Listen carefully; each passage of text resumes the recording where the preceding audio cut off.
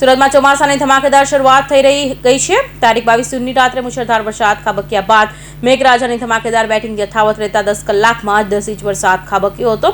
તેને કારણે સુરતના રસ્તાઓ પર નદી વહેતી હોય તેવા દ્રશ્યો જોવા મળ્યા હતા। વરસાદી પાણી રસ્તા પરથી લોકોના ઘર દુકાનમાં ઘૂસી જતા લોકોમાં રોષ જોવા મળ્યો છે।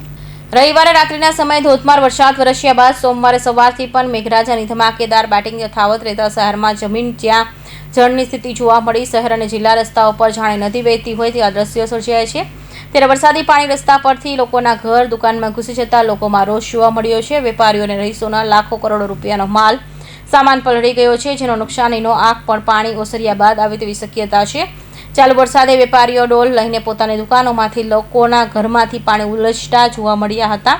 પ્રી મોન્સૂન કામગીરી પાછળ કરોડો રૂપિયાનો ખર્ચ કરાતો હોવા છતાં જળબંબાકારની સ્થિતિ સર્જાતા લોકોએ સુરત પાલિકા અને પંચાયત ઉપર રોષ ઠાલવ્યો હતો। ગુજરાત અને સુરતની અંદર અતિ ભારે વરસાદ પડી રહ્યો છે, જેના કારણે વિસ્તારની અંદર ઘણી જગ્યાએ પાણી ભરાવાના પ્રશ્નો છે અને અહીંયા પણ આપણે ઓપેરા પ્રિન્સ ને આગળની સાઈડ પણ ઘણું બધું પાણી ભરાણું છે।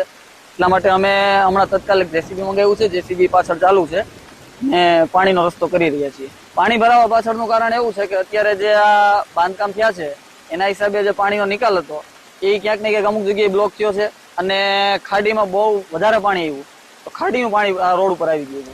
તંત્રની કામગીરી એટલે કે ખોલવાડ ગ્રામ પંચાયત અહીંયા લાગે છે, બરોબર છે। ખોલવાડ ગ્રામ પંચાયતની કામગીરી માત્ર એટલી જ છે અને પબ્લિક પાસેથી મસ્ત મોટા વેરા ઉઘરાવવાના। હાલ અત્યારે દક્ષિણ ગુજરાત અને સુરતમાં જ્યારે ભારે વરસાદ પડી રહ્યો છે ત્યારે આ વિસ્તારમાં પાણી ભરાવાની સમસ્યા થઈ, તો આ બાબતે ખોલવાડ ગ્રામ પંચાયતના તલાટીશ્રીને ફોન કરી અને પાણીના તાત્કાલિક નિકાલ વ્યવસ્થા માટે જાણ કરવામાં આવી, તો તેઓ શ્રી દ્વારા એક જ વાક્યમાં જવાબ આપવામાં આવેલો છે કે આ કામગીરી પંચાયતમાં નથી આવતી। તો આ પંચાયત જે ખોલવાડ પંચાયત છે માત્ર કોઈ પણ પ્રકારની પબ્લિકની સુવિધા માટે કોઈ કામગીરી નથી। આ જે સમસ્યા જે પાણી ભરાવાની સમસ્યા છે ખાડી સફાઈ માટેની, તો ગયા ઓગસ્ટ મહિનામાં મારા દ્વારા એક કામરેજ તાલુકા મામલતદારમાં તાલુકા સ્વાગતમાં એક અરજી કરવામાં આવેલી હતી।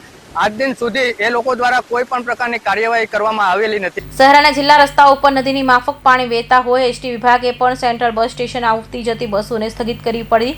ડ્રાઈવરોને સલામત સ્થળે પર બસ રાખી પાણી ભરાયા હોય ત્યાં ન જવા સૂચના આપવામાં આવી હતી। સાંજે વરસાદી પાણી ઓસરતા ફરી બસ વ્યવહાર પૂર્વવત થયો હતો। કૌશિક પટેલનો report, Hind TV news, Surat.